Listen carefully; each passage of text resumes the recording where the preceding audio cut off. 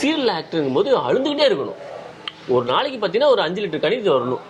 இப்போ உங்களுக்கு ஒரு சீரியல் ஆக்டருக்கான ஆடிஷன் மாதிரி வருதுன்னு வச்சுக்கோங்க. இப்போ பண்ணுறேன், கேமரா அழுந்து நடிக்கணும். அப்படியே பார்த்து எல்லாருமே கண்ணீர் விடணும். வீட்டில் யூடியூப் சேனலில் பார்க்குற எல்லாருமே என்னப்பா இப்படி நடிக்கிறாங்க, அவங்களும் அழுகணும். இப்போ ஓகேங்களா? டிவியில் பார்க்குறவங்களும் கேமரா ரோலிங் ஆக்ஷன்.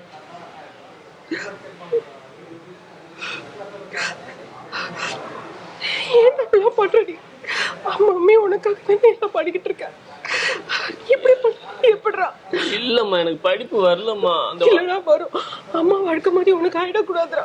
மம்மி சொல்றது கேளு செல்லம். டீச்சர்ஸோட ஒன்றும் புரியலம்மா. அதாம்மா. அதெல்லாம் ஒன்றும் பிரச்சனை இல்லை. நைட்டுலாம் மம்மி கூடயே இருக்கேன். அப்போ உட்காந்து படிச்சுனா உனக்கு கண்டிப்பா வந்துரும்டா. டீ போட்டு குடிப்பியாம்மா?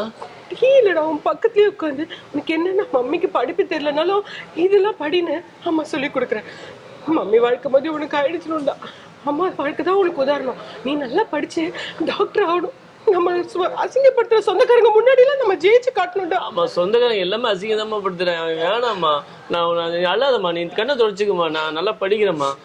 கண்ணிலே வரலடா.